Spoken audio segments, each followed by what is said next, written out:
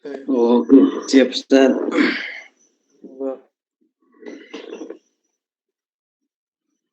Assalamualaikum warahmatullahi wabarakatuh. Waalaikumsalam warahmatullahi wabarakatuh.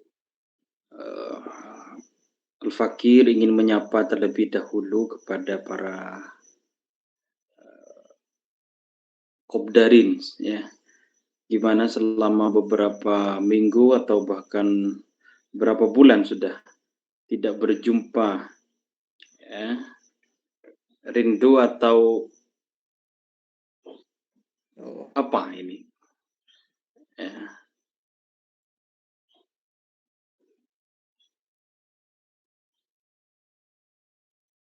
Ustadz Ahdan Al-Halim. Hadir. Sehat tapi Ustadz Ahdan Al-Halim. Riang. Oh, Riang. Riang itu ya. Jingkrak-jingkrak itu ya. Senang maksudnya. Jingkrak-jingkrak.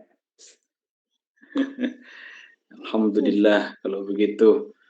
Ya, semoga yang lain teman-teman Kopdarin juga sama menyambut bahagia ya Zoom yang diadakan oleh Kopdar Institute ini.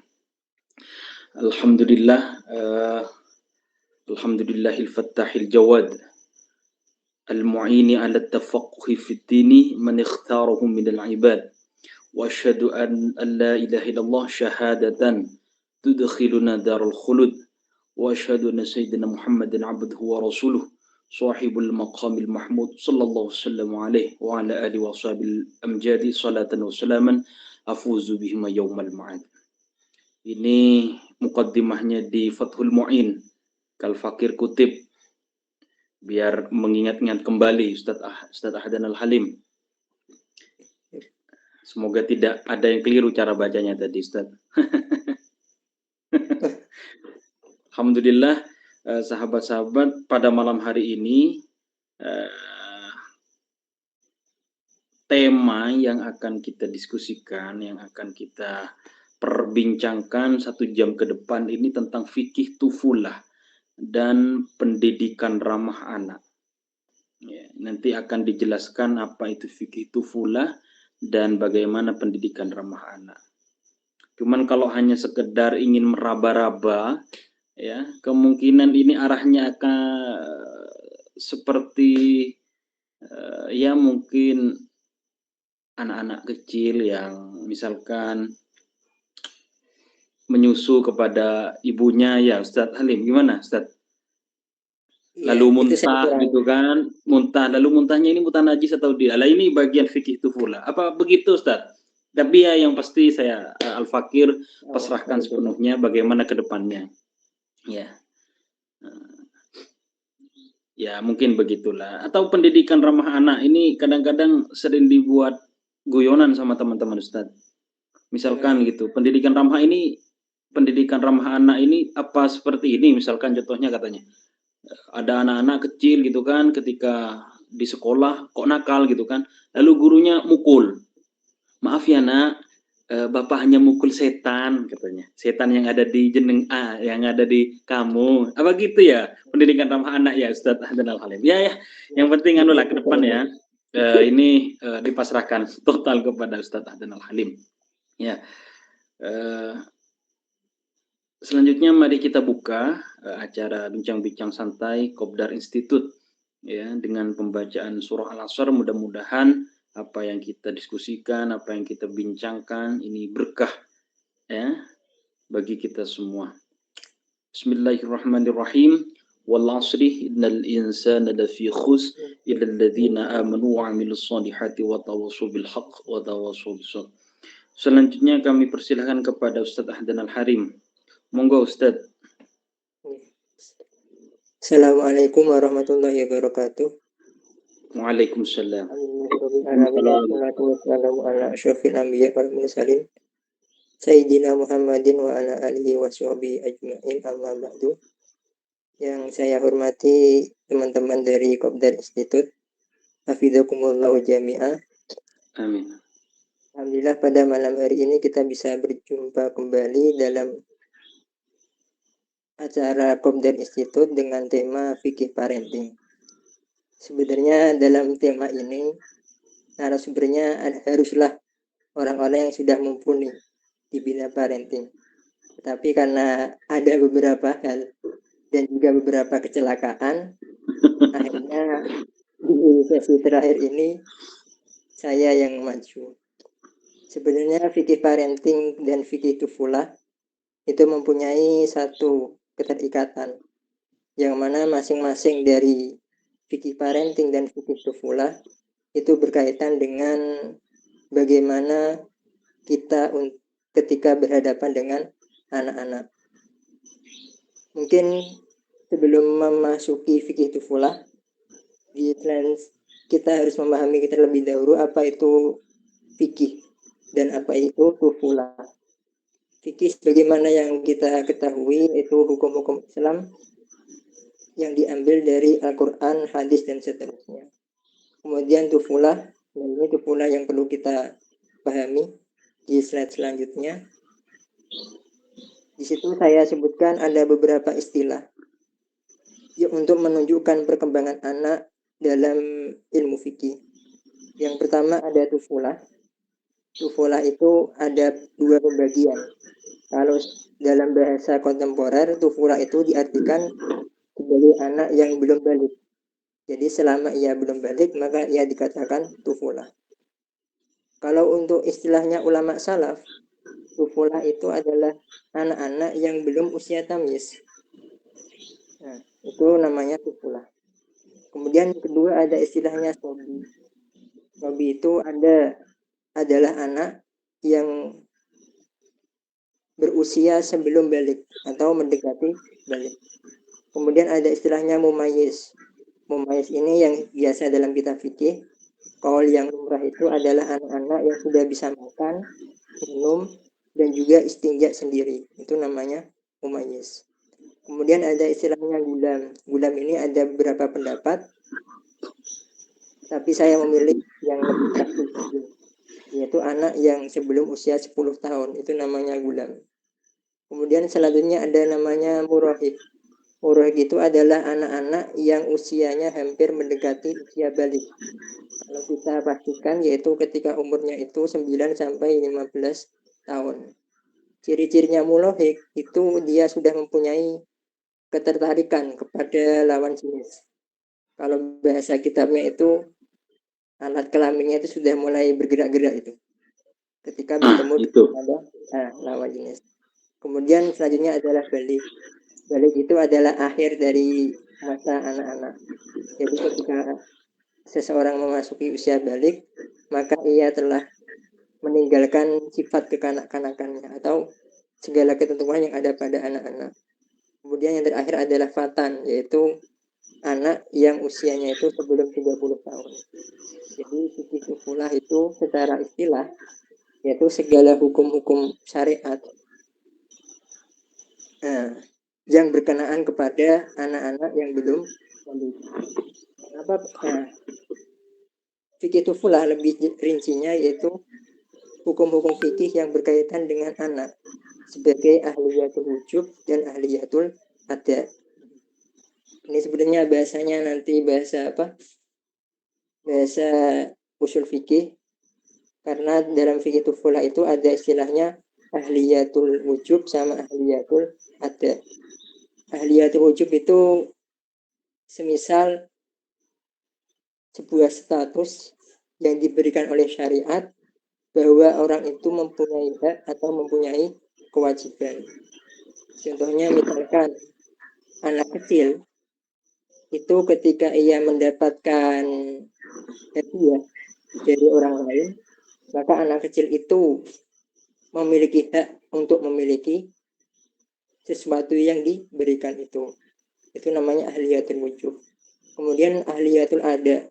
Ahliyatul ada itu adalah sebuah status yang diberikan kepada seseorang sehingga perkataan atau perbuatan seseorang itu menimbulkan konsekuensi hukum.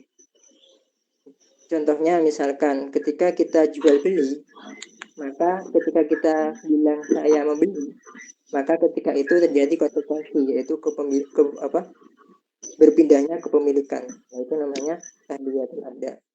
Oleh karena itu, di sini saya dapat simpulkan bahwasanya anak yang belum tamyiz, dalam artian dia belum bisa makan sendiri, belum bisa minum sendiri, belum bisa istinja sendiri, maka ia hanya mempunyai ahliyatul wujud, tetapi tidak mempunyai ahliyatul ada. Dia bisa mendapatkan hadiah, dia bisa mendapatkan wasiat, dia bisa mendapatkan hibah, tetapi ketika anak itu mentransaksikan, misalkan dia mau beli permen, nah maka itu tidak bisa diperhitungkan akadnya itu. Dalam artian tidak sah akadnya, karena anaknya belum tamyiz, belum ahliyat. Kemudian anak yang sudah tamyiz, yang sudah bisa makan sendiri, bisa minum sendiri dan seterusnya, maka ia ahliyatul wujub dan ahliyatul ada yang naqisoh. Maksudnya ahliyatul ada naqisoh itu ketika anak itu membeli sesuatu yang mana sesuatu itu bermanfaat, maka akadnya itu sah nggak apa-apa. Kemudian yang terakhir adalah anak yang sudah balik. Kalau yang sudah balik itu jelas ahliyatul wujub sama ahliyatul ada. Dia bisa mendapatkan hak dan kewajiban, dan juga perkataan atau perbuatannya itu bisa menimbulkan konsekuensi hukum. Nah itu yang akan dibahas nanti di fikih tufulah. Tapi lebih tepatnya nanti fikih tufulah itu akan menjerumus kepada hak-hak yang ada pada anak. Kemudian selanjutnya, mengapa sih kok harus fikih tufulah? Nah, di situ nanti saya akan kirim kitabnya. Itu ada namanya fikih tufulah. Alasannya kenapa kok fikih tufulah itu sangat penting? Karena menurut sebagian kalangan, tahap anak-anak itu merupakan tahap yang sangat penting bagi kehidupan. Bisa diibaratkan bahwasanya anak-anak itu adalah sebuah awal dari pertumbuhan. Misalkan anak itu diibaratkan tanaman, maka anak-anak itu adalah biji kecambah yang nantinya akan tumbuh menjadi sebuah pohon. Nah, ketika anak-anak yang diibaratkan sebagai tanaman itu diberikan perhatian yang baik oleh orang tuanya atau oleh gurunya, maka ia akan menjadi tanaman yang memiliki akar yang kuat, memiliki bentuk yang indah, dan juga bisa menghasilkan buah yang lezat yang bisa dinikmati oleh banyak orang. Namun ketika tanaman itu tidak diperhatikan oleh orang tuanya atau tidak diperhatikan oleh gurunya dengan baik, maka tumbuh kembang dari si anak itu akan menjadi pohon yang mempunyai akar yang lemah, mudah terombang-ambing, kemudian bentuknya itu tidak indah, kemudian tidak bisa memberikan buah yang memberikan manfaat kepada orang lain. Bahkan tanaman itu bisa menjadi sumber masalah bagi orang-orang di sekitarnya. Nah, itu mengapa kok tufulah itu atau masa anak-anak itu menjadi penting. Sehingga di sana itu harus ada perhatian yang khusus bagi anak-anak. Itu mengapa kok harus ada fikih tufulah. Sebenarnya fikih tufulah itu sudah ada pembahasannya dalam mazhab Hanafi. Kalau dalam mazhab Syafi'i secara khusus itu yang saya ketahui belum ada. Kemudian selanjutnya yaitu lanjutkan. Nah itu tadi itu.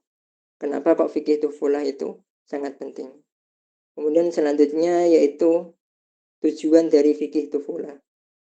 Nah, kenapa kok fikih tufulah atau anak-anak itu menjadi sangat penting untuk diperhatikan?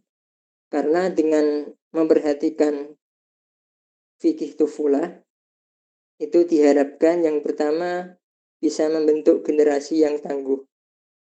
Bagaimana kita ketahui ketika anak itu terdidik dari masa kecilnya, ada potensi besar di masa depannya dia akan menjadi generasi yang sangat tangguh. Contohnya misalkan pada zaman keemasan Islam zaman dahulu, itu karena ada didikan yang bagus ketika generasi itu ketika masih anak-anak, maka umat Islam itu menjadi jaya. Kemudian yang kedua yaitu membentuk generasi yang disegani oleh orang lain. Ketika masa anak-anak itu diperhatikan, ada kemungkinan di masa depan itu generasi-generasi anak-anak yang diperhatikan dengan baik itu akan disegani oleh orang lain. Kemudian yang ketiga yaitu tidak dipermainkan oleh bangsa yang lain. Ya sebagaimana kita ketahui zaman sekarang, kan banyak sekali orang-orang yang dipermainkan oleh bangsa lain akibat orang-orang pada bangsa itu kualitasnya itu lebih rendah daripada bangsa yang lain. Ya, ya contoh yang paling mudah kan konflik antara Israel dan Palestina. Kenapa kok orang-orang Islam itu tidak bisa melakukan hal-hal yang signifikan selain memberi bantuan? Karena generasinya itu tidak lebih tinggi daripada generasinya orang-orang Israel. Sehingga kita hanya bisa bersabar dan seterusnya. Nah itu fungsi dari fikih pula itu. Nanti itu panjang itu perjalanannya. Nah itu tujuan utama dari fikih pula. Kemudian selanjutnya yang akan dibahas dalam fikih pula itu sebenarnya sangat banyak sekali, tetapi saya ambil beberapa poin saja. Ya ini hak-hak anak dalam Islam. Di sini dalam fikih pula sebenarnya ada hal-hal yang banyak dibahas seperti tadi itu kata moderator, bagaimana hukum muntah-muntah dari si anak, kemudian bagaimana hitamnya, kemudian bagaimana ketika si anak itu mengeluarkan sesuatu dari kuburnya dan seterusnya. Tetapi yang lebih difokuskan untuk fikih tufulah kali ini yaitu mengenai hak anak dalam Islam. Kenapa kok hak anak dalam Islam? Karena nanti ini yang akan berkaitan dengan pendidikan yang ramah anak. Untuk sekedar diketahui bahwasanya hak anak dalam Islam itu ada sekurang-kurangnya. Ada 4. Yang pertama hak untuk hidup. Jadi seorang anak apapun itu bentuknya, apapun apapun asal usulnya, itu mereka berhak untuk hidup.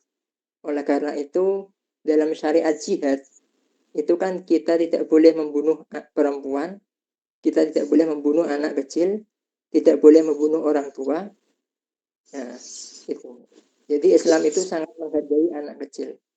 Bahkan dalam beberapa teks itu, teks Al-Quran dikatakan bahwasanya kalian jangan membunuh anak-anak kecil kalian karena khawatir miskin. Hal ini mungkin sangat penting bahwasanya anak itu mempunyai hak untuk hidup. Beda dengan zaman sekarang. Zaman sekarang kan banyak anak-anak yang kemudian dengan sangat dengan sangat sadisnya kemudian dibunuh oleh orang tuanya. Gitu. Jadi itu yang pertama, hak untuk hidup. Makanya pada zaman dahulu itu tidak boleh seseorang itu mengubur anak perempuannya hidup-hidup. Bahkan itu kemudian dicela dalam Al-Quran. Kemudian yang kedua yaitu hak mendapatkan hubungan nasab keluarga. Nah, itu. Jadi seorang anak itu ketika ia lahir, maka secara langsung ia mendapatkan hubungan nasab keluarga. Nah, fungsinya apa? Fungsinya supaya si anak itu tidak ditelantarkan karena ia mempunyai keluarga. Kemudian hubungan nasab ini bisa kita ketahui bagaimana Islam itu sangat menjaga hubungan nasab, bahwasanya ketika ada seseorang mengadopsi atau menemukan anak di jalan, maka si anak itu tidak boleh dinasabkan kepada orang yang menemukan atau orang yang mengadopsi. Nah itu bagaimana Islam itu sangat memperhatikan hubungan nasab keluarga. Makanya ada sebuah hadis yang mengatakan barang siapa yang mengaku nasab kepada selain ayahnya, maka ia tidak akan masuk surga. Nah, itu. Jadi ketika anak itu sudah lahir, maka secara langsung ia mendapatkan hubungan nasab keluarga. Kemudian yang ketiga yaitu hak mendapatkan ASI. Nah ini. Sebenarnya ini ada perbedaan ulama tapi saya memilih ulama yang lebih moderat, bahwasanya ketika anak lahir, itu mereka kan tidak bisa mengkonsumsi makanan selain ASI. Nah, oleh karena itu, si anak konsekuensi logis daripada hak untuk hidup, maka si ibu itu harus memberikan ASINya. Tetapi para ulama ini berbeda pendapat. Berapa hari si ibu itu boleh memberikan atau harus memberikan ASINya. Ada yang mengatakan 7 hari, ada yang mengatakan 14 hari dan seterusnya. Nah itu. Di situ saya memilih pendapat yang memang wajib dalam hari-hari pertama atau minggu pertama setelah kelahiran si anak. Tapi setelah itu ya nggak wajib lagi bagi si ibu itu untuk memberikan ASINya, karena itu sudah kewajiban si ayah.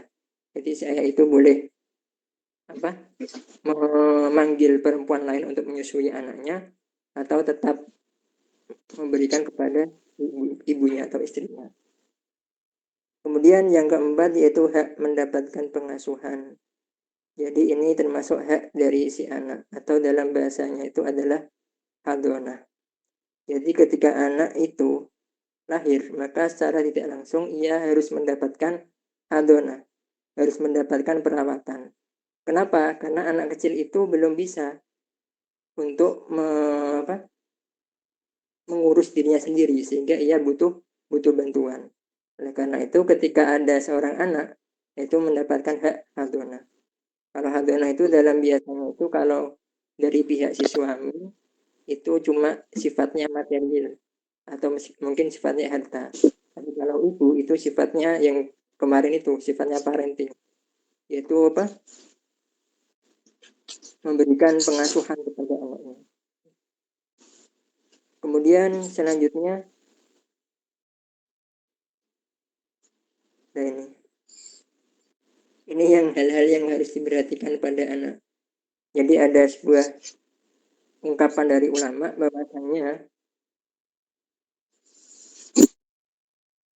anak-anak itu mempunyai hak atau harus diperhatikan ketika ia bermain. Jadi ketika anak-anak itu ya memang masanya anak-anak, maka kita harus memberikan kelonggaran kepada anak-anak itu untuk bermain.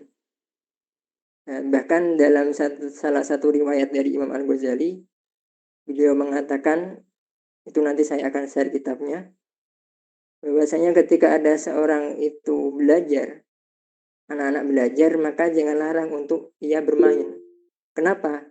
Karena ketika ada orang-orang itu, orang-orang atau anak-anak belajar itu ketika tidak diizinkan untuk bermain, maka itu katanya akan menumpulkan kecerdasannya dan juga akan mematikan hatinya.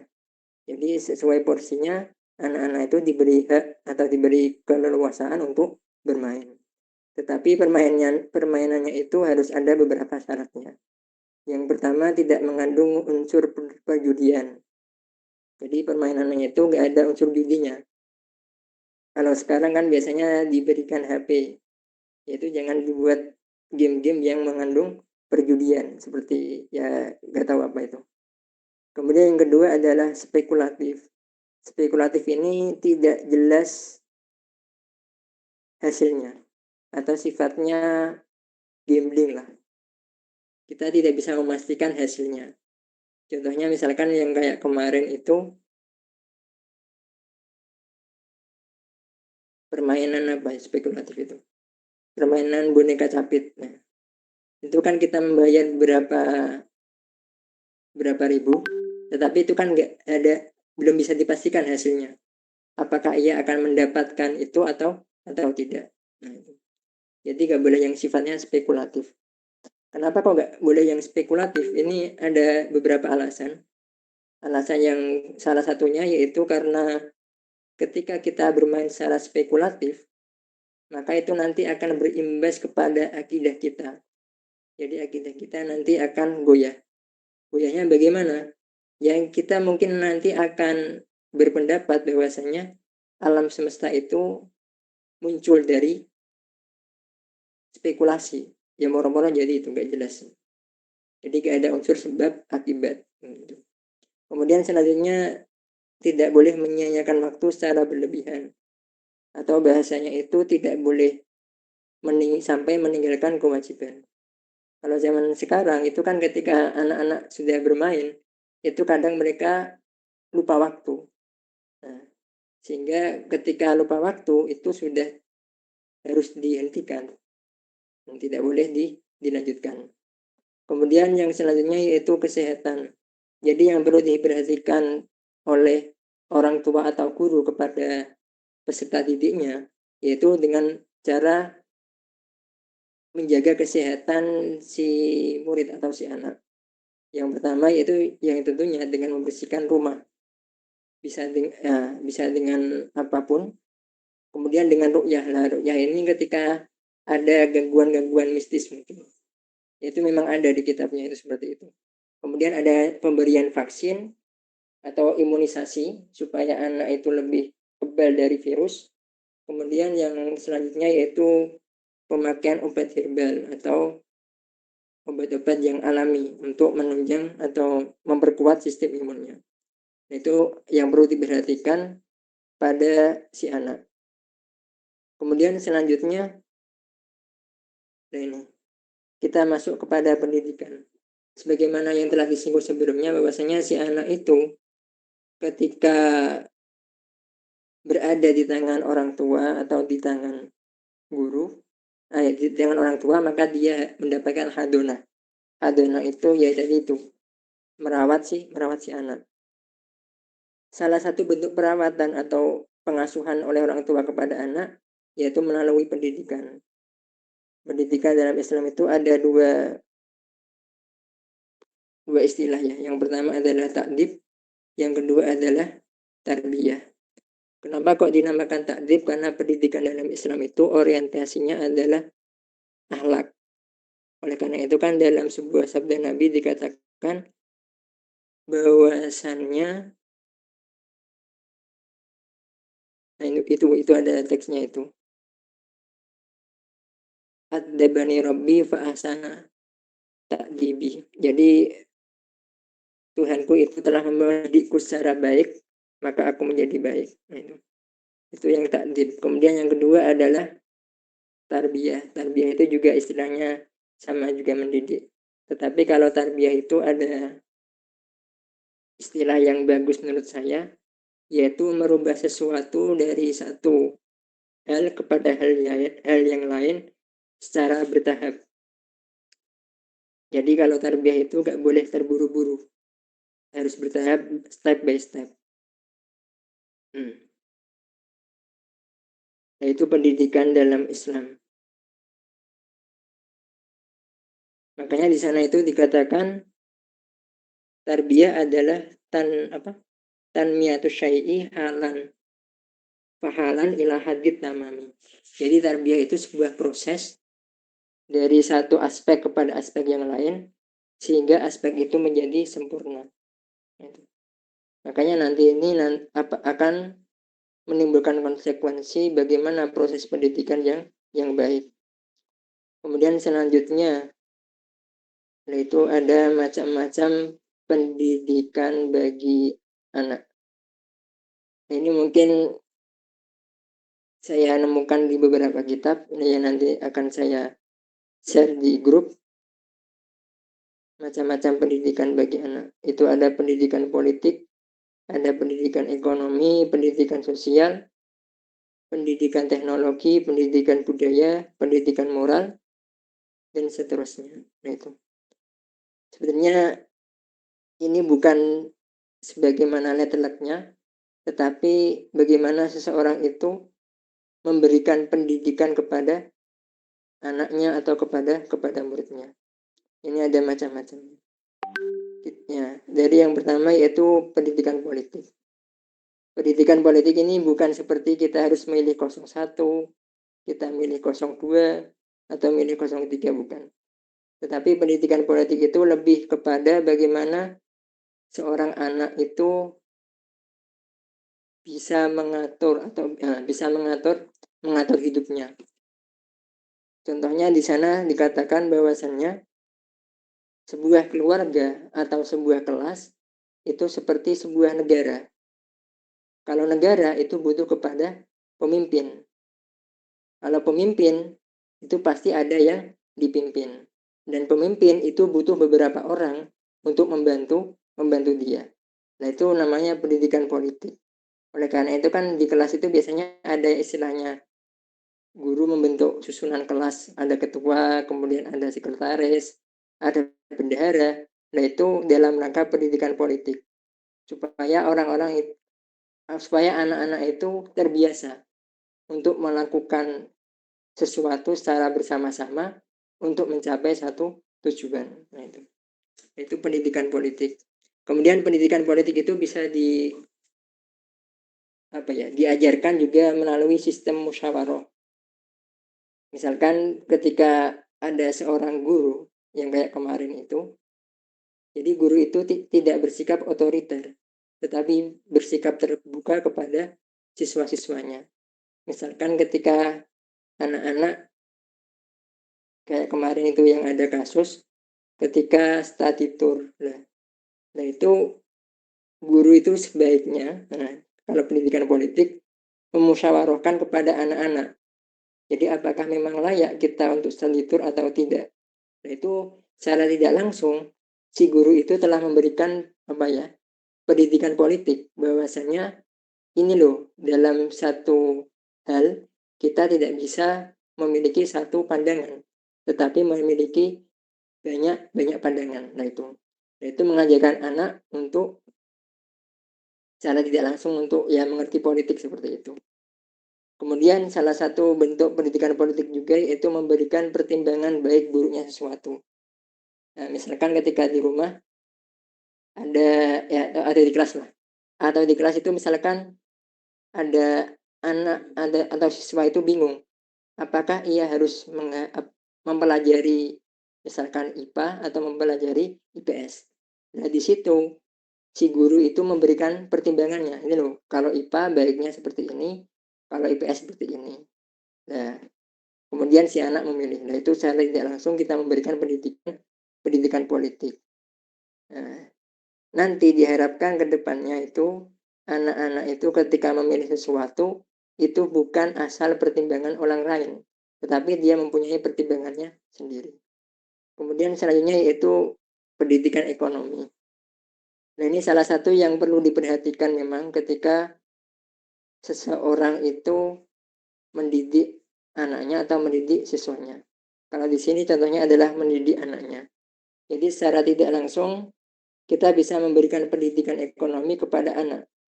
Di situ saya sebutkan 3 contoh saja, tapi nanti kitabnya akan saya share. Yang pertama, bagaimana kita mendidik ekonomi kepada anak, yaitu mengajarkan soft skill atau keterampilan yang nanti berguna di masa yang akan datang. Jadi misalkan untuk zaman sekarang soft skill yang dibutuhkan adalah misalkan multimedia. Nah, maka kita ajari anak-anak kita untuk multimedia. Nah, itu salah satu termasuk pendidikan dalam aspek ekonomi.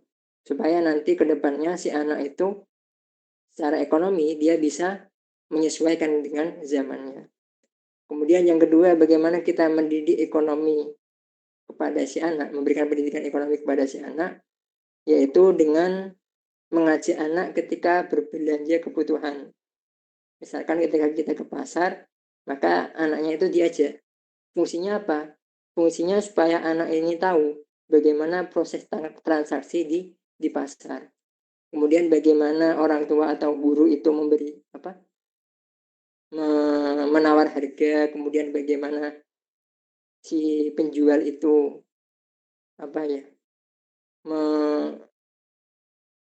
menjelaskan tentang dagangannya dan seterusnya. Dan itu secara tidak langsung kita memberikan pendidikan ekonomi kepada si anak. Kemudian yang ketiga yaitu termasuk salah satu bagaimana memberikan pendidikan ekonomi kepada si anak, yaitu dengan mengajak ke bank untuk menabung dan mengambil uang. Nah, itu sebenarnya simpel sih. Tapi kalau zaman sekarang kan biasanya lebih praktis pakai handphone. Gitu. Kemudian selanjutnya yaitu pendidikan sosial. Dan ini yang sangat penting sekali kalau yang menurut saya sih dalam zaman sekarang. Kenapa? Karena secara sosial untuk zaman sekarang itu anak-anak kurang atau bahkan tidak ada aspek sosialnya. Contoh bagaimana kita mendidik anak, memberikan pendidikan sosial kepada si anak, yaitu yang pertama dengan menjaga, yaitu ada kalanya kita berbicara lembut kepada si anak. Kemudian misalkan ketika kita mau masuk ke kamarnya atau misalkan kita mau masuk ke rumah tetangga, kita minta izin dulu. Nah itu secara tidak langsung kita memberikan pendidikan sosial kepada si anak. Atau misalkan ketika si anak berbuat salah, kita tidak memaki-maki atau tidak mencaci maki. Nah itu kan secara tidak langsung kita memberikan pendidikan sosial kepada anak. Atau misalkan kita mengajak anak-anak itu untuk mengunjungi kepada saudara atau berkunjung kepada tetangga. Nah itu termasuk memberikan pendidikan sosial. Beda halnya ketika si anak itu sering bermain HP. Nah maka pendidikan sosial itu ya sangat jarang sekali di sana. Kemudian selanjutnya ya ini yang mungkin menurut saya penting sih, yaitu pendidikan budaya. Jadi jangan sampai budaya-budaya luhur yang dimiliki oleh kita itu hilang karena orang tua itu tidak peduli kepada budayanya. Kalau di sini misalkan budaya kromo inggil kalau bahasa Jawa itu sudah sangat jarang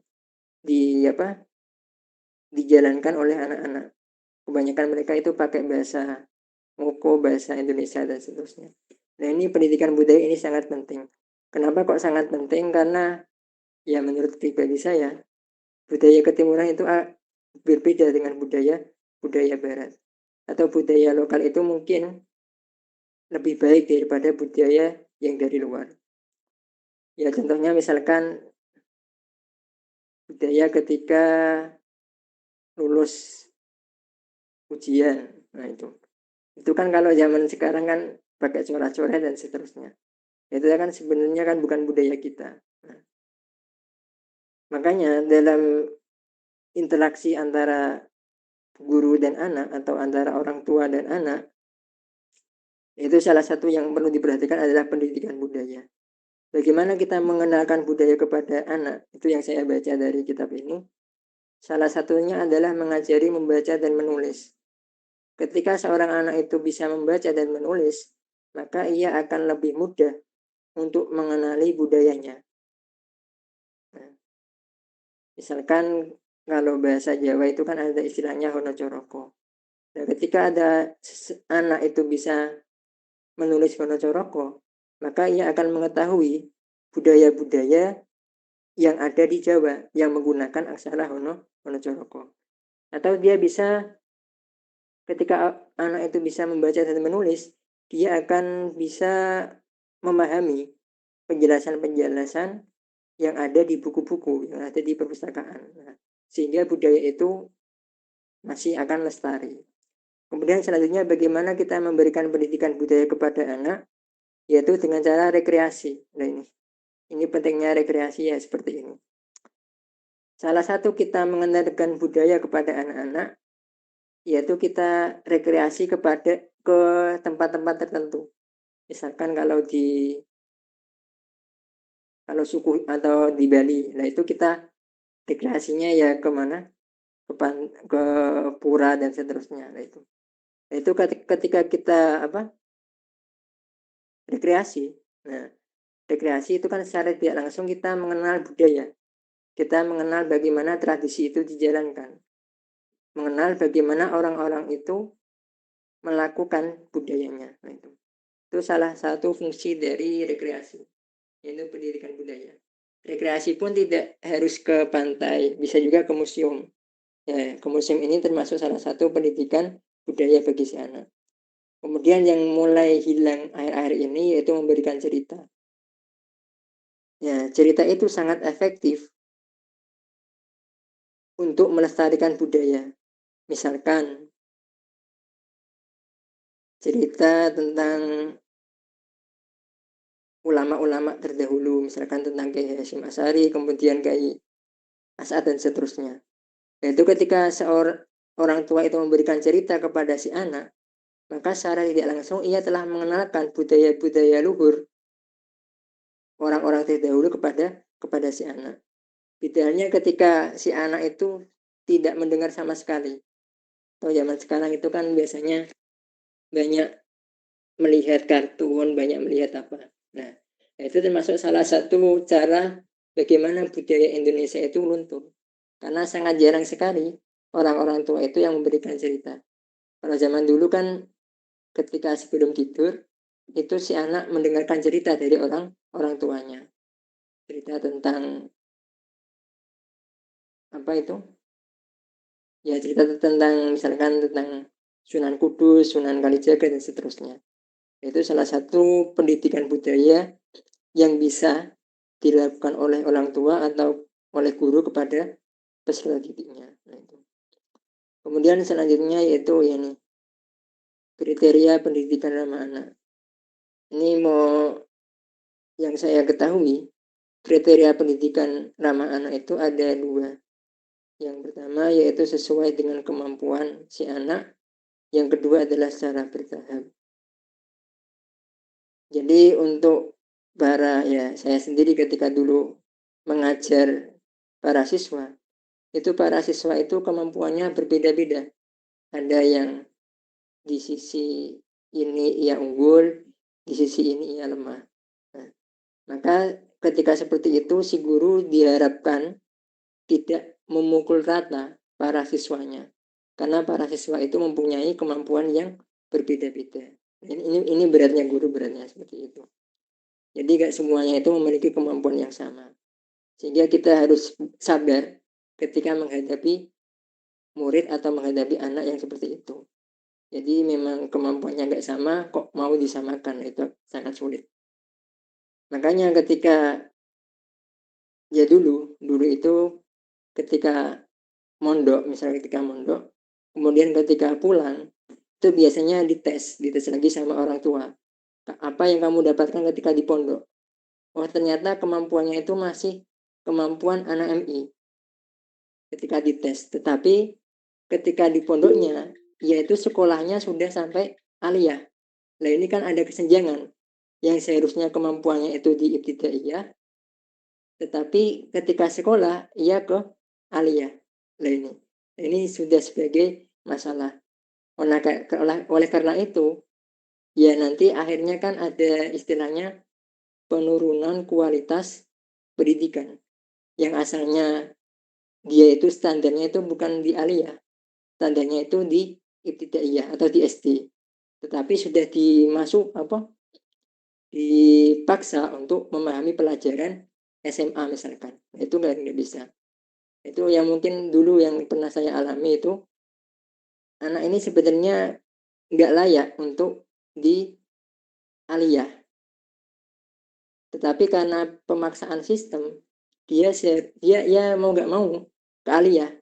Padahal dia kualitasnya itu bukan kualitas aliyah, kualitas di ibtidaiyah maupun sanawiyah. Nah ini yang berat ini. Karena sistem zaman sekarang itu berbeda dengan sistem zaman dulu. Kalau zaman dulu itu kan nggak ada batasan. Misalkan kalau belajar itu ibtidaiyah 3 tahun. Kalau dulu kan nggak, sampai dia mampu atau sampai dia menguasai kepada materinya itu. Kemudian selanjutnya yaitu bertahap. Nah ini yang memang harus harus dipahami oleh guru atau orang tua kepada anaknya. Jadi murid atau anak itu bukan robot yang bisa langsung diganti, itu nggak bisa itu. Harus ada tahapan-tahapannya itu. Misalkan kalau ilmu nahwu, dia harus paham jurumiyah dulu, kemudian naik ke mutamimah, baru naik ke alfiyah. Nah, itu harus bertahap. Ketika tahapan ini kok tidak dilaksanakan, nah maka nanti itu akan terjadi yang namanya pendidikan yang gurunya marah karena muridnya nggak bisa, kan sering terjadi seperti itu. Sebenarnya bukan salah muridnya, Tetapi secara sistemnya, kenapa kok si anak ini dinaikkan padahal dia itu belum mampu lah itu. Makanya kan sering ada guru marah kepada muridnya, murid berani kepada gurunya dan seterusnya itu. Dan mungkin kadang ada miskomunikasi seperti itu tentang kemampuan si anak. Kemudian selanjutnya, nah ini tahapan pendidikan kepada anak. Ini saya baru menemukan juga bagaimana tahapan pendidikan kepada anak. Ternyata ketika kita memberikan pendidikan kepada anak, itu tidak harus melalui perintah, tidak harus melalui larangan. Tapi ada beberapa hal yang si anak itu perlu dengan musyahadah, melihat secara visual. Nah itu kalau di sana itu bagaimana pendidikan anak itu harus harus diberikan secara visual, secara musyahadah, melihat langsung, yaitu ketika usia anak itu 2 sampai 7 tahun. Jadi ketika kita mempunyai murid atau mempunyai anak yang usianya itu di bawah 8 tahun, nah maka itu yang lebih efektif itu menggunakan musyahadah. Misalkan kita mengajari anak kita untuk sopan santun, kita mengajari anak kita untuk sering membaca Al-Quran, kita mengajari anak kita supaya tidak terlambat atau disiplin, kita mengajari siswa untuk misalkan tidak membuang sampah sembarangan. Nah, itu efektif dengan musyahadah ketika anak itu usia 2 sampai 7 tahun. Ya mungkin teman-teman mungkin yang lebih paham lah bagaimana momen-momen masa kecil itu masih teringat kuat di ingatan kita ketika usia 2 tahun atau ketika masih 5 tahun saya sering diajak orang tua, saya sering sama guru lah itu momennya dengan musyahadah.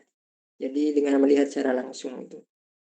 Kemudian itu tahapan yang pertama yaitu menggunakan musyahadah. Oleh karena itu harus hati-hati orang tua itu ketika anak usia 2 sampai 7 tahun.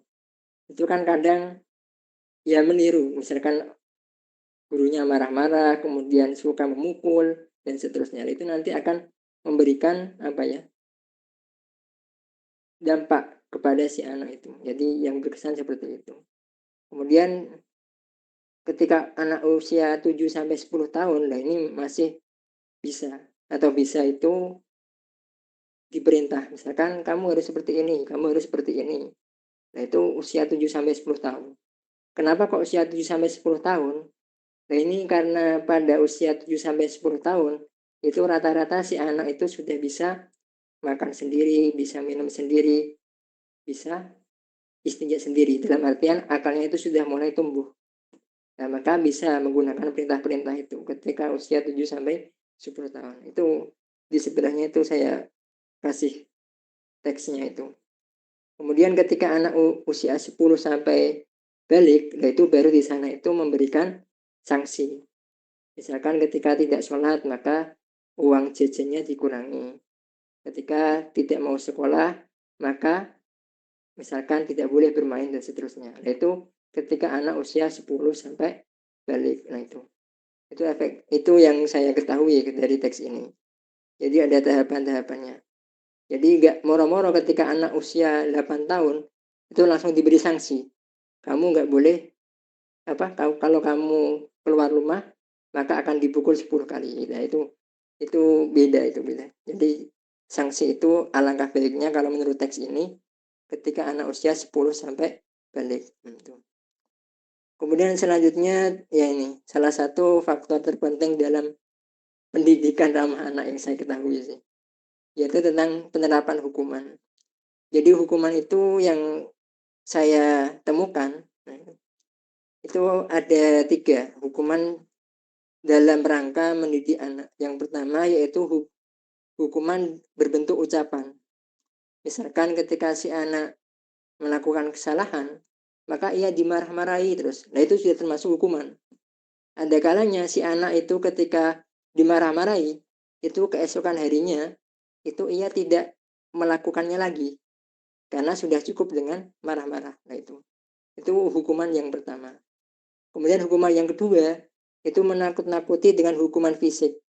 Misalkan ia seolah-olah mau memukul, ia seolah-olah mau mencubit dan seterusnya, tapi belum mencubit, seolah-olah saja. Nah itu. Dan ketika anak-anak itu ditakuti dengan hukuman fisik, maka itu ada kalanya si anak itu udah nggak mau melakukan perbuatan yang salah tadi itu. Nah itu. Kemudian yang baru yang terakhir adalah hukuman fisik. Misalkan dipukul atau dicubit, tapi dengan catatan cubitannya itu bukan melukai atau pukulannya itu tidak melukai. Nah itu. Dari ketiga hal ini, hukuman yang berbentuk ucapan, hukuman yang sifatnya menakut-nakuti, atau hukuman yang berbentuk fisik, itu harus dilakukan secara bertahap. Jadi ketika kita menghukum si anak, itu jangan langsung dipukul, jangan. Tapi dimarah-marahi dulu. Kalau mengurangi lagi, baru kemudian ditakut-takuti, baru yang terakhir itu dipukul. Nah itu. Jadi ada tahapan-tahapannya. Kenapa seperti itu? Karena dalam kaedahnya kan ketika ada dua mafsadat yang saling bertentangan, maka diambil yang lebih ringan dulu. Baru kemudian yang lebih berat dan seterusnya itu. Yaitu yang saya temukan di kitab itu. Jadi hukuman itu hanya sifatnya gradual. Nggak boleh langsung kita pukul, kita apa. Tapi bertahap itu. Karena mungkin saja ketika kita memarahi, si anak sudah sadar. Atau ketika kita menakut-nakuti, si anak sudah sadar. Baru yang terakhir kita harus ya bentuk hukuman fisik itu. Kemudian sifat hukuman itu dalam pendidikan ramah anak yang saya pahami itu, hukuman itu bukan bersifat menyiksa, tetapi hukuman itu harus memotivasi, mendidik. Nah, sehingga apa? Sehingga ketika guru menghukum kepada si murid atau misalkan orang tua menghukum si anak, itu karena motifnya itu mendidik, maka tidak ada yang namanya apa misalkan melukai, kemudian ada yang apa ya, ada yang memar dan seterusnya. Karena motivasi hukuman dalam pendidikan ramah anak yang saya pahami itu motivasinya bukan menyiksa, tetapi adalah mendidik supaya si anak itu lebih baik. Nah, itu yang saya pahami dari hukuman. Kemudian lainnya, saya belum, mungkin dari teman-teman bisa urun rembuk lah mengenai kenakalan remaja yang ekstrim pada zaman sekarang. Ini gara-gara saya sering lihat, ya bukan sering sih, dikirimi teman-teman video-video apa itu tentang kenakalan remaja zaman sekarang, itu ternyata lebih parah daripada zaman-zaman yang ya sebelumnya itulah. Zaman sekarang itu ada anak-anak membunuh gurunya, ada anak-anak kemudian membunuh orang lain untuk menguasai hartanya, kemudian anak-anak yang mencuri, anak yang berzina, pembicaraan dan seterusnya. Dan ini kalau dalam hukum Islam, ketika seorang anak itu membunuh, maka ia tidak terkena hukuman kisos. Atau ketika anak itu mencuri, maka ia tidak terkena hukuman potong tangan. Atau ketika anak itu berzina, maka ia tidak terkena hukuman rojam. Begitupun pula pembegalan. Tetapi si anak itu wajib ditakzir. Harus ditakzir. Supaya apa? Supaya pembunuhan atau pencurian atau hal-hal negatif lain yang dilakukan oleh si anak, itu si anak menjadi jera. Si anak menjadi jera sehingga tidak melakukan itu lagi. Ini mungkin PR bersama lah. Mungkin nanti yang lebih paham tentang kondisi lapangan dari jenengan-jenengan ini. Kemudian yang terakhir dalam hikmahnya ini, untuk pendidikan anak ini saya cuma mengutip dua saja. Yang pertama mungkin sudah jamak diketahui oleh teman-teman lah. La tukrihu auladakum ala atharikum fa innahum mahlukuna li zamanin ghairi zamanikum. Jangan paksa anak-anakmu untuk mengikuti apa ya? Mengikuti segala sesuatu yang kamu lakukan. Misalkan zaman dulu Bapak itu ketika belajar itu menulis pakai pena, pakai apa? Pakai pensil lah misalkan. Nah, itu jangan memaksa anak seperti itu. Kenapa kok jangan memaksa anak supaya mengikuti plek, mengikuti sama persis dengan apa yang dilakukan oleh orang tua? Karena mereka itu diciptakan untuk zaman. Yang mana zaman itu bukan zaman yang sama dengan zaman orang tua. Mungkin zaman kita dulu itu HP masih jarang. Sangat jarang HP itu. Makanya kita dilarang untuk membawa HP. Tetapi kalau zaman sekarang itu semuanya kan memakai HP. Mulai dari membayar, kemudian mencari misalkan mencari uang dan seterusnya, itu kan semuanya pakai HP. Maka kita nggak boleh, zaman saya dulu itu dilarang main HP karena seperti ini dan seterusnya itu. Karena apa? Karena zaman sekarang HP itu mau nggak mau menjadi sebuah apa ya istilahnya itu, ya keharusan lah misalnya seperti itu. Gitu. Jadi orang tua itu harus bijak. Jangan apa-apa yang kita lakukan itu harus kita lakukan juga kepada si anak. Karena permasalahan kita dengan permasalahan si anak di masa depan itu berbeda. Nah, itu. Senada dengan itu, ini ya ini yang sangat biasanya diungkapkan oleh Mbah Maimun itu. Yang bagi lil akili ayakuna hafidan lilisanihi arifan bi zamanihi mukbiran ala sya'nihi. Jadi orang yang cerdas itu orang yang bisa menjaga lisannya. Jadi lisannya itu dijaga supaya tidak menyakiti orang lain. Kenapa? Karena zaman sekarang itu ya sangat miris sekali sih. Cuma gara-gara omongan seorang itu kemudian melukai temannya. Gara-gara omongan seorang anak melukai gurunya. Gara-gara omongan seorang guru melukai muridnya dan seterusnya. Itu mungkin zaman sekarang harus lebih pandai untuk menjaga lisannya itu. Kemudian arifan bizamanihi, mengetahui kepada zamannya. Zaman sekarang adalah zaman elektronik, zaman digital, bukan zaman ya tulis menulis dan seterusnya itu. Nah, maka kita harus arif kepada zaman kita itu. Kemudian mukbiran ala syanihi, yang berani menghadapi permasalahannya. Masalah zaman sekarang itu berbeda dengan masalah zaman dahulu. Kalau zaman dulu itu kan masalahnya mungkin hanya sekedar gak bisa makan dan seterusnya. Tapi masalah zaman sekarang itu sudah berbeda. Makanya yang gara-gara ini kemarin ada itu. Kenapa kok orang Indonesia yang mayoritas itu kok ekonominya dikuasai oleh hanya beberapa orang? Nah, ini ada yang salah mungkin. Nah, makanya kita harus mengetahui zamannya. Mungkin kalau mengetahui zamannya, kita harus mengajari anak-anak kita untuk belajar saham atau belajar obligasi dan seterusnya. Nah, karena itu permasalahan zaman sekarang itu. Ya, mungkin itu yang dapat saya sampaikan. Mungkin ya karena saya cuma membaca dari buku-buku, mungkin bisa ditambahi dari teman-teman atau jenengan-jenengan yang mungkin lebih pengalaman. Kembalikan kepada moderator. Ya Ustadz, alhamdulillah, terima kasih. Sangat mencerahkan ya bagi kita semua, alhamdulillah.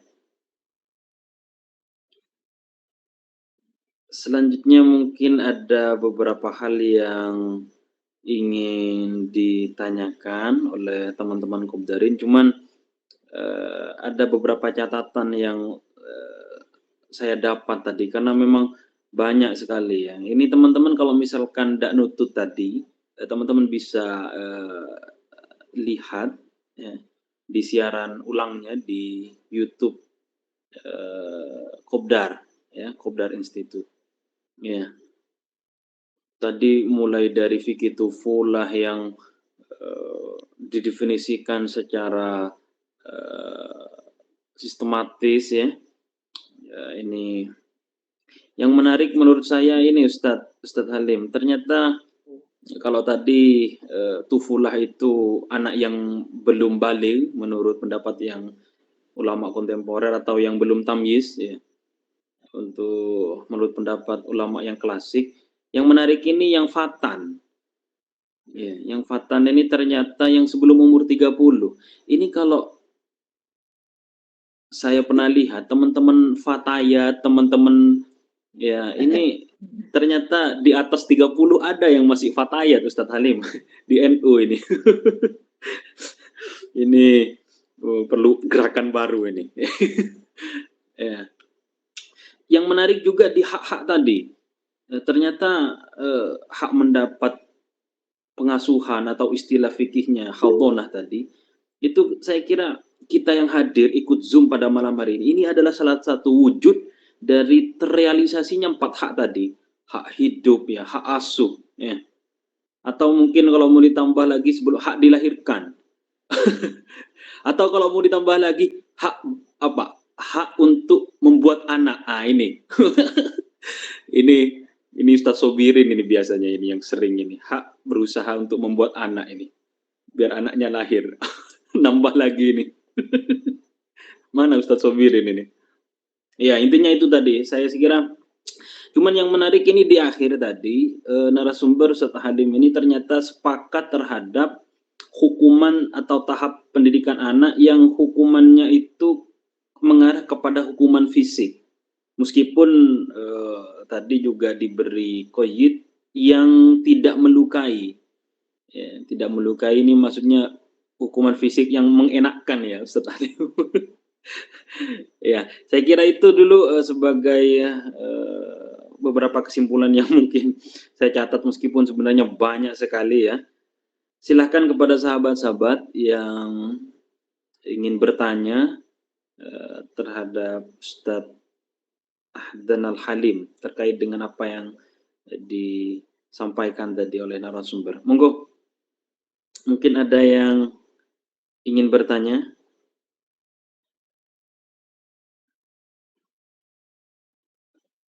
Ustadz Subirin, Ustadz Zikwan, Ustadz Ahsanul Arifin, Ustadz. Masuk. Oh, monggo Ustadz. Langsung Ustadz Ahsanul Arifin Ustadz. Monggo. Bismillahirrahmanirrahim. Assalamualaikum warahmatullahi wabarakatuh. Waalaikumsalam. Tolong ditampilkan videonya narasumber. Ingin melihat wajah narasumber dari dekat. Ingin melihat aura-aura kejombloannya. Assalamualaikum Ustadz Ahdan Al-Halim. Mudah-mudahan sehat selalu, berkah selalu. Jangan jomblo selalu terutama. Kami mau tanya Ustadz, sebenarnya kategori enak kalau sudah nikah. Ngocak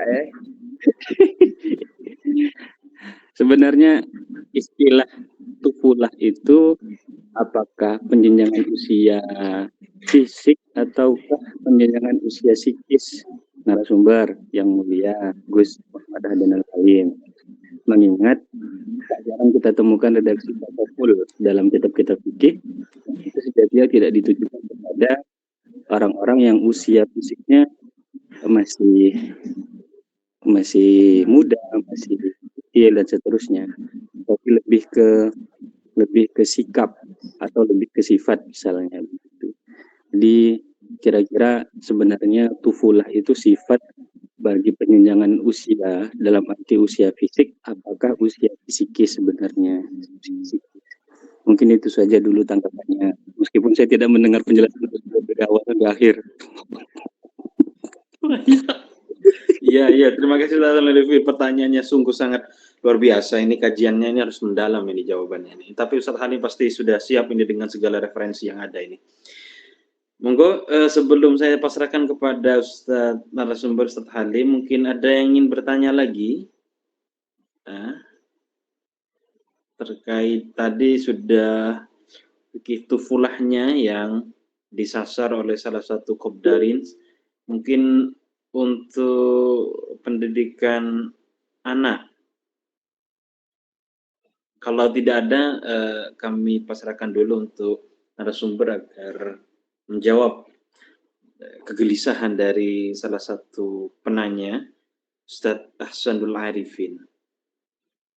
Monggo Ustadz Ahdan Al-Halim, ya terkait dengan tufulah ini apa mengarah kepada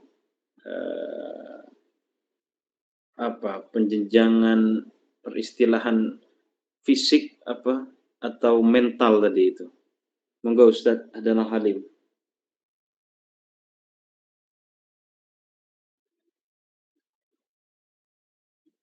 Suaranya tidak ada Ustadz. Suaranya Ustadz. Ya, sebelumnya saya mengucapkan selamat kepada pengantin baru. Semoga cepat dapat anak sehingga bisa mempraktikkan fikih tukulahnya. Amin, Ya. amin, amin. Iya, sebenarnya ini si penanya itu bukan bertanya, tapi cuma ingin tadi itu ya, intinya di awal ingin menggojlok pada narasumber, bukan bertanya sebenarnya. Saya kalau mau gojlok saya bahas bajunya kembaran itu. Ya, bajunya emang jadi kemarin saya ganti. Ya, emang menarik dari pertanyaan beliau itu. Jadi kalau dalam fikih tukulah nanti saya akan kasihkan kitabnya kepada teman-teman. Tukulah itu istilahnya adalah awan balik atau kebalikan dari balik. Jadi ketika orang itu tukulah, langsung ia belum balik. Tetapi ketika ia balik, maka ia masa tukulahnya itu sudah selesai. Jadi kalau melihat kepada ya nanti istilahnya, istilah ini adalah istilah, makanya tadi itu saya bedakan antara istilah apa kontemporer dengan istilah ulama salaf. Ulama salaf itu kan ketika anak-anak itu belum tamyiz, maka itu dikatakan tufula. Tapi kalau istilah kontemporer, tufula itu adalah ketika anak itu belum balik. Istilah tufula di sini itu yang merujuk kepada istilah kontemporer, karena tufula ini ya sebenarnya sudah ada zaman dahulu, tetapi bukan menggunakan istilah tufula. Istilahnya itu aktigor, anak-anak. Tapi kalau fikih tufula itu termasuk istilah kontemporer yang mana digunakan kepada anak-anak yang belum usia balik. Kenapa kok yang disasar itu anak yang belum usia balik? Karena ketika anak itu sudah balik, maka ia bukan lagi sebagai tanggung jawab orang tuanya. Jadi yang disasar ya seperti itu. Jadi ketika dia belum balik, maka orang tuanya lah yang menjadi tanggung jawab yang ditanggung jawab atau menjadi wali dari si anak itu. Itu mungkin Ustadz Ahsanul Arifin yang sependek pengetahuan saya. Karena istilah-istilah istilah ini harus dimatangkan juga sih. Karena ini saya nyari-nyari tukulah itu cuma nemu satu kitab saja. Kitab-kitab yang lain itu masih mungkin belum ada. Ya nanti kita bikin proyek aja lah. Bikin tukulah. Proyek terus nikah dulu. Alhamdulillah. Ya, saya kira itu Ustadz Ahsanul Arifin. Gimana Ustadz? Bisa memuaskan Ustadz? Alhamdulillah. Terpuaskan Anda. Alhamdulillah, terima kasih penjelasannya Gus narasumber. Perlu diketahui bersama oleh para audiens saat ini bahwa narasumber kita ini adalah wakil pengasuh Pondok Pesantren Al Mubarakah, yang santrinya adalah santri putih semua, tapi pengasuhnya masih jomblo sampai hari ini juga.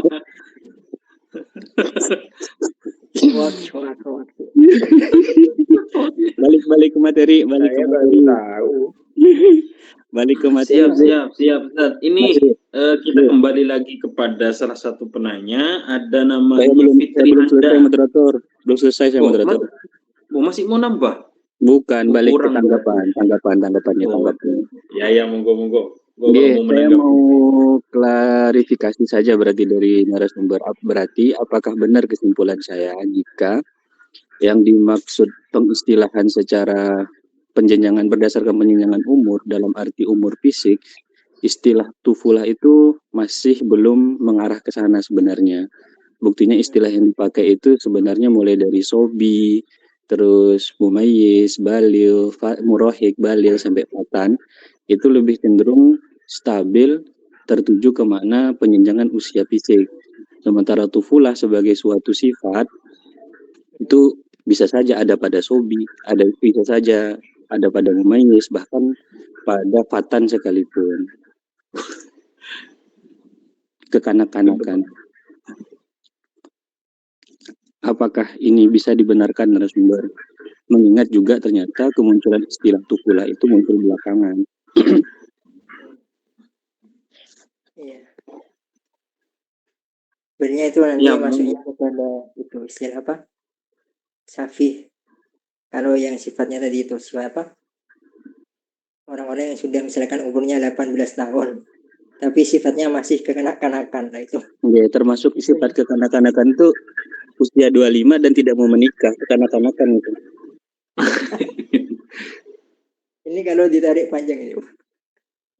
Iya, nanti saya itu kan aja. Ada apa? Ada kitabnya tentang tufulah itu. Jadi di sana itu ada banyak istilah tentang tufulah, kemudian tentang sobi, kemudian tentang rohik, kemudian tentang apa lagi? Balik dan seterusnya. Makanya sebelumnya itu saya mewanti-wanti karena ada banyak hilaf di sana. Kemudian saya pakai istilahnya fikih tufulah dengan mengambil satu pendapat yang mengatakan bahwa tufulah itu adalah usia anak-anak atau jenjang anak-anak ketika ia belum balik.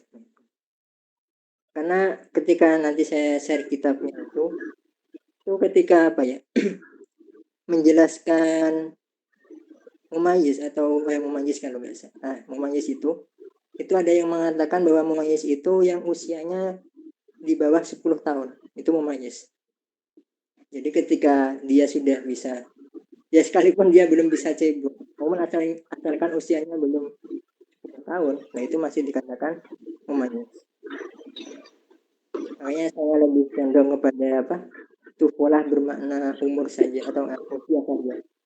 Bukan sifat apa? Dengan apa psikolog. Ya takutnya kalau itu tufulah dimana dengan psikologis nanti berat karena ada rodok juga menyusui.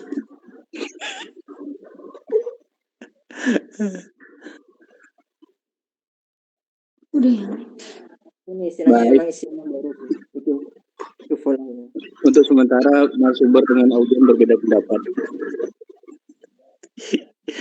Kalau kami lebih cenderung ke sifat gitu, tufulah itu. Tapi untuk kategori tufulah sebagai sifat bagi sobi itu adalah sifat yang lazim.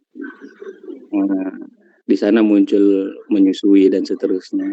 Tapi tufulah jika melekat pada selain sobi, kepada mumayyiz, kepada ulam, murahid, lalu dan fatan, itu bisa jadi masuk dalam kategori sifat yang munfak, tidak lazim. Iya. Ini.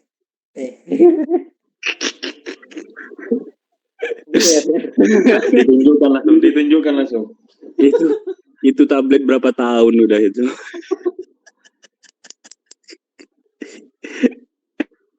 Cukup. Sudah cukup. Nanti saya minta kitabnya aja langsung sama narasumber. Oke, siap. Reuni.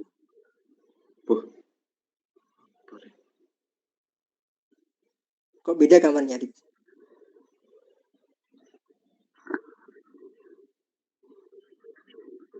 Iya, ini saya bacakan. Iya, siap. Dari Fitri Handa, Assalamualaikum Kak. Ya, ini berarti kakak ya, Ustaz Ahdan Al-Halim Kak. Izin bertanya perihal anak yang diadopsi tadi. Ya. Panjenengan tadi menjelaskan anak yang diadopsi tidak bisa diwalikan. Lalu diwalikan ke siapa Ustaz? Jika tidak diperbolehkan. Kebetulan anak ini beli Ustaz. Trafficking ini. Mana Ustaz Ahdan Al-Halim? Mana Itu Ustaz. Iya Ustaz. Apa saya perlu dibaca lagi Ustaz? Cukup Ustaz? Coba itu kan lagi. Soalnya tadi saya itu off. Oh iya. Ini soal adopsi tadi Ustaz. Jadi ada peserta yang bertanya atas nama Fitri Handa. Perihal panjenengan tadi menjelaskan anak. Kok keluar lagi Ustaz Ahdan Al-Halim? Udah masuk. Enggak. Masuk Ustaz. Ya, jadi anak yang diadopsi tidak bisa diwalikan. Lalu diwalikan ke siapa, Ustadz? Jika tidak diperbolehkan. Kebetulan anak ini beli katanya. ini Pak, yang terakhir ini saya kurang paham ini sebenarnya.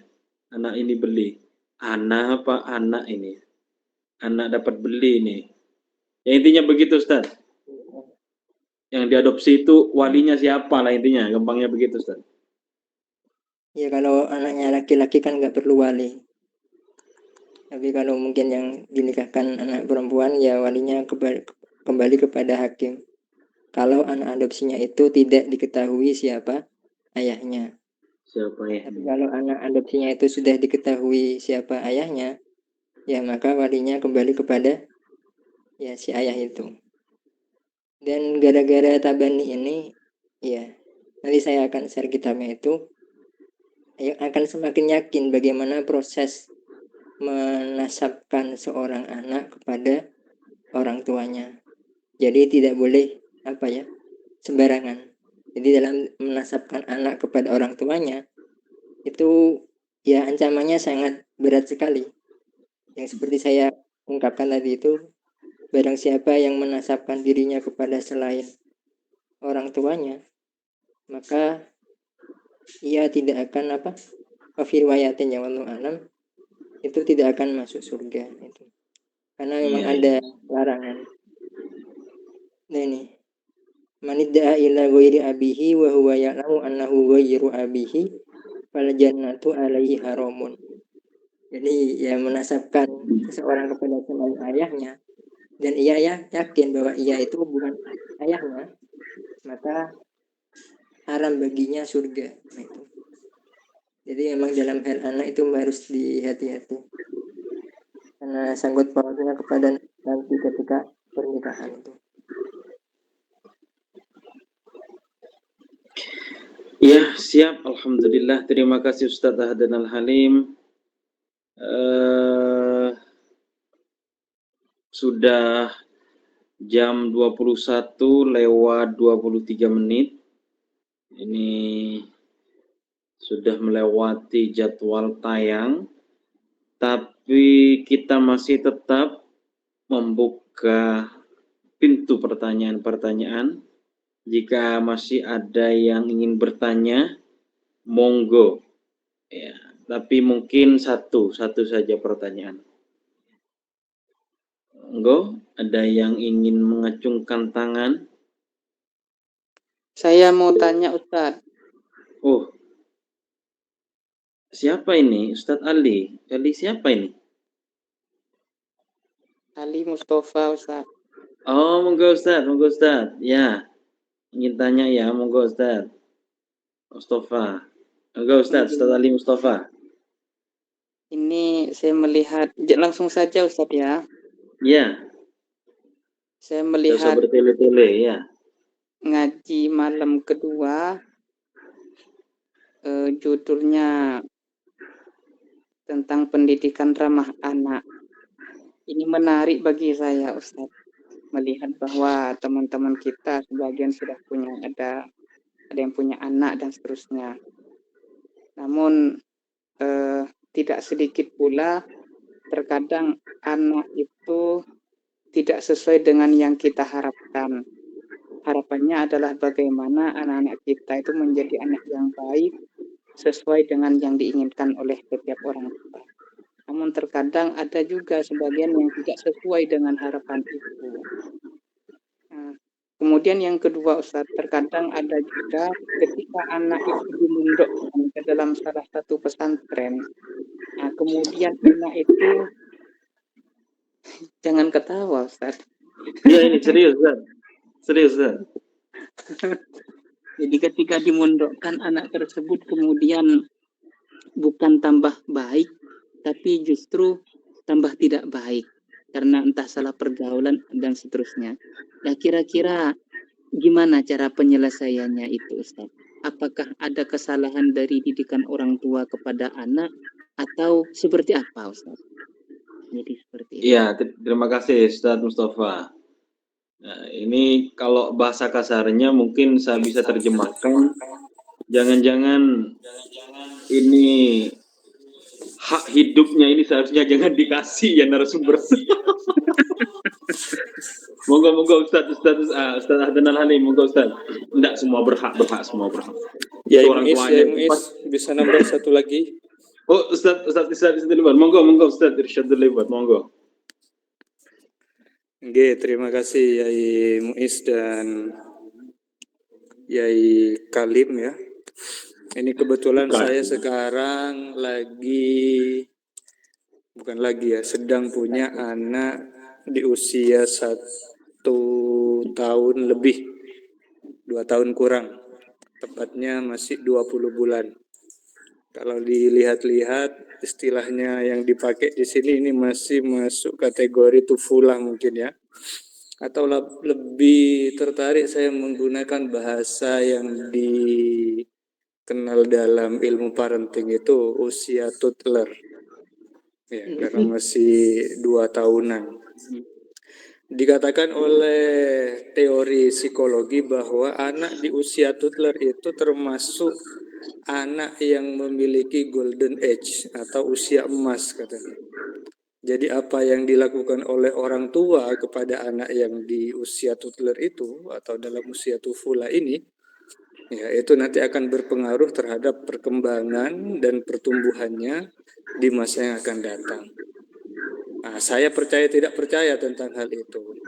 Yang ingin saya tanyakan, kira-kira dulu Rasulullah di masa-masa toddler ini, di masa beliau usia 1, 2, sampai 3 tahun, kira-kira pendidikan yang diterima oleh beliau seperti apa? Kok besarnya sukses jadi utusan Allah gitu? Dahsyat, jadi dahsyat. anak saya ini mumpung masih usia toddler ya, Betul. mumpung masih usia tufula, akan saya didik Mau sebagaimana diproyeksikan jadi Rasulullah nabi dididik. anaknya. Biar Mau nanti diproyeksikan bisa jadi nabi menjadi anaknya ya. Khalifatullah fil ard yang luar biasa. Terima kasih Yai Halim ya. Yai Muiz, terima kasih waktunya. Terima kasih ini sebentar. pertanyaan yang dahsyat ini.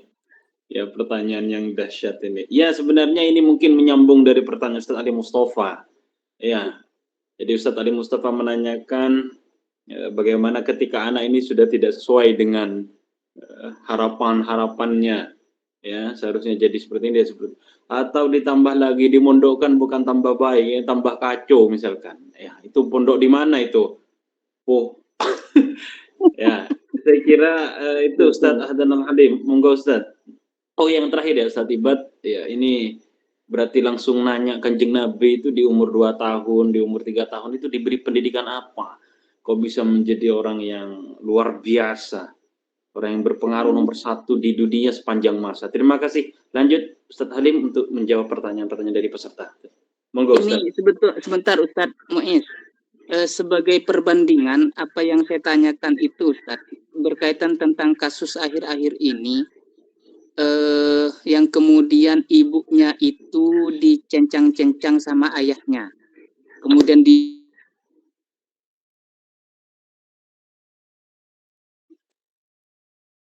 Ya, kayaknya sudah terputus Ustaz Ali Mustafa.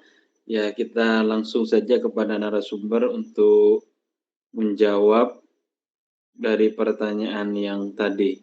Pada narasumber kami persilahkan.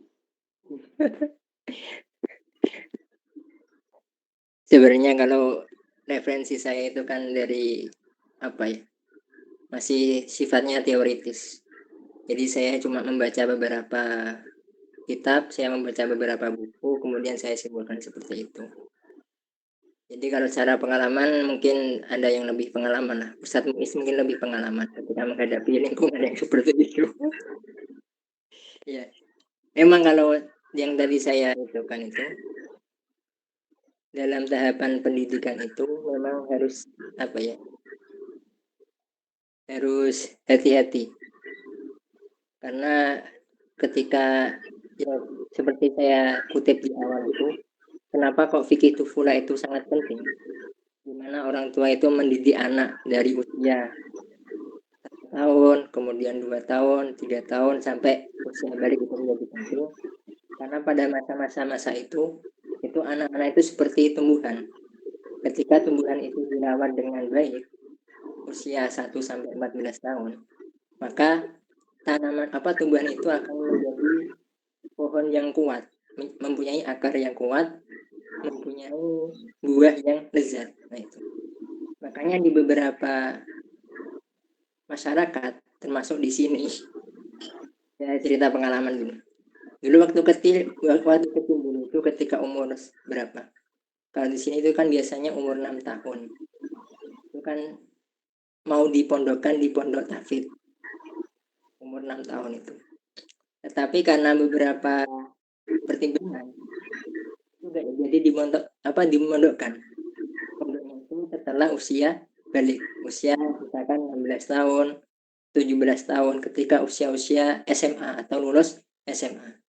Nah, kenapa kok tidak mau memondokkan anak ketika usianya misalkan 10 tahun, 8 tahun? Karena ketika kita memondokkan, itu orang tua itu nggak bisa mengontrol. Anak itu bergaul dengan siapa, anak itu belajar dengan siapa, bagaimana kesehariannya itu kan nggak terkontrol ketika anak itu di pesantren. Ya kita pasrahkan sepenuhnya ke pesantren. Kalau pesantrennya ya alhamdulillah misalkan pesantrennya ketat, nah itu mungkin bisa menjadi bagus lah. Tetapi ketika pesantrennya itu ya misalkan saking banyaknya santri sehingga nggak bisa mengurus anaknya yang masih kecil sehingga menimbulkan yang itu. Nah itu. Maka kalau yang menurut pengalaman saya, kalau mau memondokkan itu ya mungkin Ustadz Muiz lebih pengalaman. Jadi langkah kalau kita mengerti fikih tufulah, maka langkah baiknya ketika masa-masa anak itu dirawat oleh orang tua. Jadi orang tua yang memberikan budaya-budayanya, kemudian memberikan masukan-masukannya itu dengan catatan ketika orang tuanya juga baik. Ya misalkan alumni santri atau kiai atau gus dan seterusnya. Tapi ketika orang tuanya ya kayak preman dan seterusnya kan gak mungkin mengajari anaknya itu. Dan itu mungkin bisa dimasukkan di pesantren. Ya. Jadi ada beberapa faktor lah. Makanya yang disasar oleh fikih tufulah itu ketika usia 1 tahun sampai balik. Misalkan katakanlah 15 tahun. Nah itu memang benar-benar harus dimatangkan.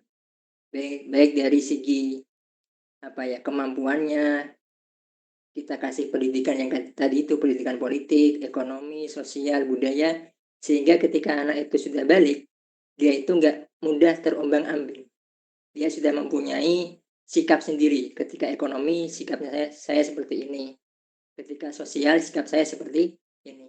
Maka mungkin nanti Ustadz Muiz bisa memberikan membuat penelitian lah antara orang yang mondok usia sebelum balik dan anak yang usia mondok setelah balik. Itu mungkin ada perbedaannya. Mana yang lebih kuat kulturnya dan mana yang lebih lemah kulturnya. Mungkin seperti itu. Jadi saran saya kalau masih anak-anak dan belum balik ya usahakan diasuh sendiri kalau bisa. Kalau memang nggak bisa ya kasih ke yang bisa. Nah, itu. Kemudian yang selanjutnya masalah Nabi Muhammad. Wah, ini cita-cita yang mustahil ini ya. Bagaimana ya? Untuk masa kecil Nabi Muhammad yaitu mungkin sifatnya wahbi ya. Kita tidak bisa mengusahakan yang seperti itu. Tapi kalau dilihat dari ulama-ulama salaf itu, kalau saya sendiri sih yang pernah saya tahu itu kan biasanya ketika anak usia ya memang tadi itu usia masih balita itu mungkin diperdengarkan Al-Quran dan seterusnya gitu. Jadi lebih sering untuk membaca Al-Quran itu. Jadi usia 2 tahun dan seterusnya itu. Karena memang ada ya kalau di sini kan isinya Quran itu. Karena kita tidak bisa mengetahui cara-cara yang memang gitu supaya anak itu sesuai dengan harapan kita. Karena kan kita hanya bisa berusaha tapi yang menentukan adalah Allah itu. Jadi cara-caranya yang tadi itu. Jadi kita sudah mengusahakan semaksimal mungkin. Masalah anak itu nanti seperti apa ya kita pasrahkan itu supaya kita istilahnya nggak kecewa dengan apa yang kita lakukan. Karena tadi itu Ketika kita dari awalnya itu sudah baik, maka ada indikasi kuat di akhirnya itu juga baik. Kalau Nabi Muhammad umur 2 tahun ngapain? Apa aja itu? Itu mungkin sama ibunya sering diajak ziarah. Ziarah kubur maksudnya. Ya, ziarah kubur. Yaitu bukan amalan Wahabi itu ya. Atau mungkin Ustadz Ahdan Al-Halim, kalau putra-putrinya Nabi mungkin waktu umur 2 tahun Nabi melakukan apa, mungkin itu yang lebih realistis lah. Kalau tadi sifatnya wahbi, Kalau umur 2 tahun itu dibebaskan untuk bermain. sama Nabi.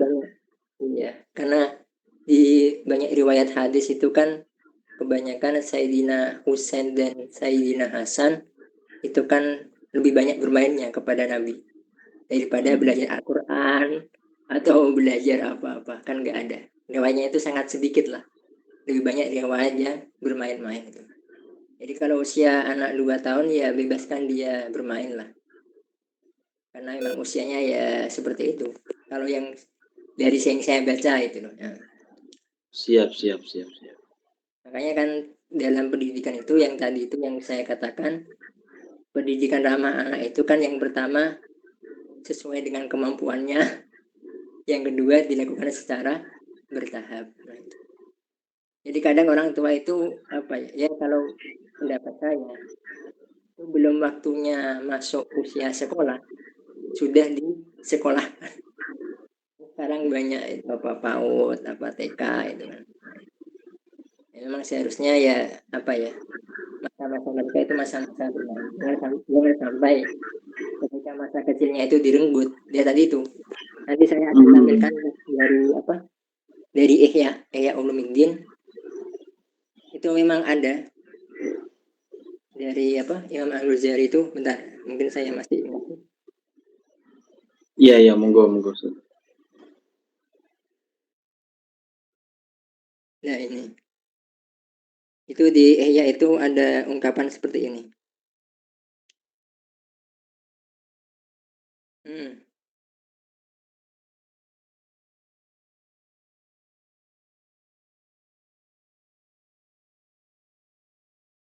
Saya benar.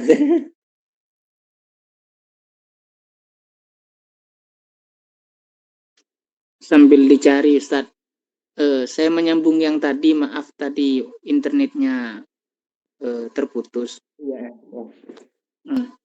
Yang tadi itu gini Ustadz kasusnya.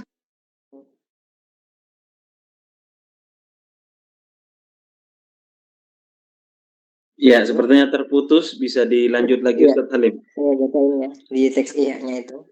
Itu ada sebuah perkataan dari Abu Ghazali yang mengatakan yang bagi ayu dengan airis sobi ba'dan syirafihi minal kitabi ayal abala ban jamilan yastarihu ilaihi min ta'abil kutubi bihaitsu la yas'abu fil la'bi fa in muni'a asobiyu minal la'bi wa irhaquhu ila ta'allumi daiman yumitu qalbah wa yubtilu dzaka'ahu wa yunggidu alaihi al-isha hatta yatluba al-hirata fil khalasi min urasan. Jadi ketika usia anak-anak ya kita suruh mereka belajar, tapi jangan larang mereka untuk bermain. Kenapa? Karena ketika seorang itu dipaksa atau anak-anak itu dipaksa untuk belajar dan dia tidak boleh misalkan untuk bermain, maka hal itu bisa mematikan hatinya. Hatinya itu menjadi mati, jadi gak ada rasa kepekaan. Kemudian wayubtilu zaka'ahu, kecerdasannya itu juga bisa menjadi berkurang. Itu dari Ihya. Jadi ya mungkin Ustadz Muiz nanti bisa mengusulkan kepada santri-santri yang masih anak itu ada waktu khusus untuk bermain.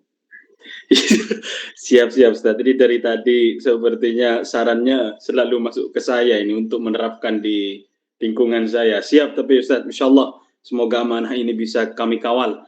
Bergerak totalitas. Bismillah. Allahu Akbar. Amin. Ya, sepertinya terputus lagi Ustaz Ali Mustafa. Iya, ini ya kalau kita bisa simpulkan, ini menurut saya penting untuk di-share ke mana-mana, nanti bisa dibuat quote kepada admin terkait dengan dauhnya Imam Al-Ghazali, ini penting ini. Ya, jadi ya kurang lebih jangan renggut masa kekanak-kanakan ya. Karena bisa jadi nanti yang fatan-fatan itu nanti justru ada orang dewasa yang justru kekanak-kanakan. Ya. Saya kira itu dulu pertemuan kita pada malam hari ini. Untuk ini sudah jam 21:41, alhamdulillah. Mungkin sebelum ditutup ya dengan pembacaan surah An-Nasr dan Kafarah Majlis, mungkin bisa dibuka dulu anunya, gambarnya karena ada sesi foto. Ya. Mohon maaf, uzur tidak bisa membuka kamera, takut narasumber cemburu. Nah, Emangnya kenapa Ustaz? Kalau dibuka Ustaz, ada apa? Sedang mendidik anak, Iya, iya. Bismillah. calon Memang- anak maksudnya. Ya, tolong jalannya diperlancar. Bismillah. Yuk, siap admin untuk foto bersama? Monggo yang lainnya dibuka gambar wajahnya. Calon ayah semua ini insyaallah. Alhamdulillah, semoga tidak terputus lagi. Tadi sinyalnya mungkin Ustaz ya, sering terputus-putus. Oke.